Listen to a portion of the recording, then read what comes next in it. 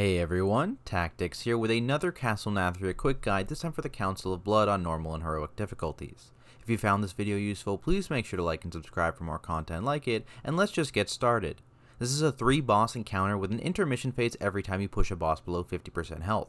When one boss dies, the others are healed back to full health and empowered, so this is actually a single target fight. Throughout the fight, your raid will gain a stacking shadow damage dot in oppressive atmosphere, which can get out of hand quickly if your damage is low. This is only reset on triggering the intermission phase or killing a boss, further emphasizing the need to focus on single target damage. The order you kill these bosses is currently up for debate, and it will definitely depend on what kind of mechanics your raid team struggles with personally. For us, we killed Lord Stavros first, Castellan Niklaus second, and Baroness Frieda last, though I've heard of groups having success killing Frieda first, Stavros second, and Niklaus last. In terms of abilities, Lord Stavros has Evasive Lunge, which will cause him to teleport behind the current tank and dash in a straight line, dealing damage to anyone in the path. Tanks and melee need to both be careful of their positioning here, as it is easy to kill DPS if they are standing in the wrong place or tanks are positioned poorly. Aside from this, he will occasionally pair up several groups of players with Dark Recital, dealing damage to them if they are further than 8 yards apart, and putting swirlies beneath their feet every 0.5 seconds for 7 seconds. You'll want to run these away from the raid, then meet up with your partner, as the damage from the swirlies hurts a lot more than the ticking damage from being away from your buddy. After one boss dies, Stavros becomes infused, getting the Waltz with Blood ability, which calls down squares of dancers that will damage and stun any players they run into. If Stavros is the last boss alive, he'll occasionally call down dancing fools that cover the entire dance floor, with one set being targetable. You have to nuke this target down and stand in the safe spot they leave behind, otherwise you'll take lethal damage. On heroic, he is further empowered as the last boss alive, causing jumping or moving to reduce players' speed by 2%, slowly diminishing while you stand still. Unfortunately, I do not have footage of these abilities, as we always killed Stavros first to get rid of the Dark Recital mechanic, though killing him second would be fine as well. Next up, there's Castellan Niklaus, who also has a tank mechanic in Duelist Riposte, which is just a large physical hit that increases damage taken from this ability by 100%.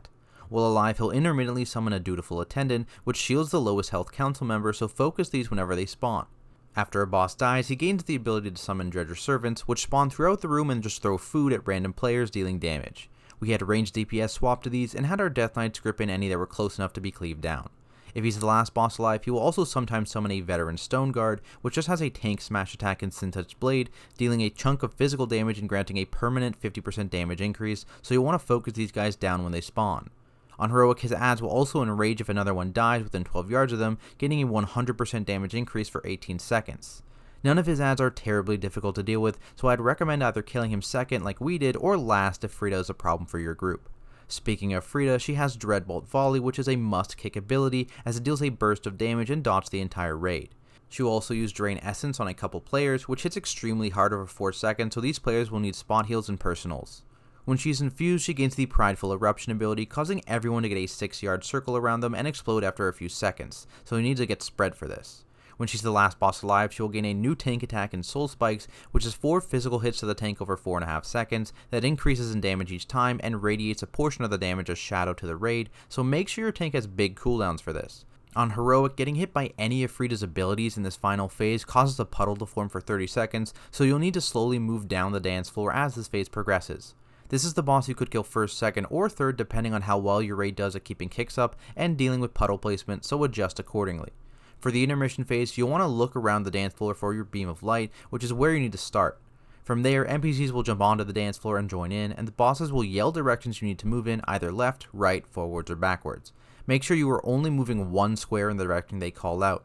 If you do this correctly, you gain a stacking haste buff and fancy footwork. However, if you do it incorrectly, you'll lose a stack of your haste buff and gain a stacking shadow damage dot. Since this phase happens every time a boss is pushed below 50%, you'll need to do this dance 3 times throughout the fight. So to recap, kill the bosses in the order that makes sense for your raid group. We did Stavros, Niklaus, Frieda, but another popular one is Frieda, Stavros, Niklaus. For Lord Stavros, tanks and melee, be careful to avoid Evasive Lunge. Make sure you get swirlies out of the group and find your partner for Dark Recital. If infused, avoid the Dancing Venthyr, and if empowered, nuke down the targetable Dancing Fools to create a safe space, and on heroic, move and jump as little as possible to avoid the stacking slow. For Castellan Niklaus, focus down the Dutiful Attendant that spawns, as it'll shield the lowest health boss. When infused, have range focus down the Begrudging Waiters. When empowered, nuke down the Veteran Stone Guard that occasionally spawns, and on heroic, be careful of positioning while killing adds so as not to enrage others. For Baroness Frieda, make sure to kick Dreadbolt Volley and spot heal players with Drain Essence. If infused, spread out when she casts Prideful Eruption. If empowered, use big defensive cooldowns on the tank for soul spikes, and on heroic, make sure you're placing puddles in good places. For the intermission dance, make sure you find your spotlight and are moving one square in the direction the bosses call out. But that is it for my quick guide to Council of Blood on normal and heroic difficulties. If you enjoyed this video, please make sure to like and subscribe for more Warcraft content like it. You can also follow me on Twitter or check me out on Twitch, both at Tactics. Thanks everyone so much for watching, and I will see you in the next video.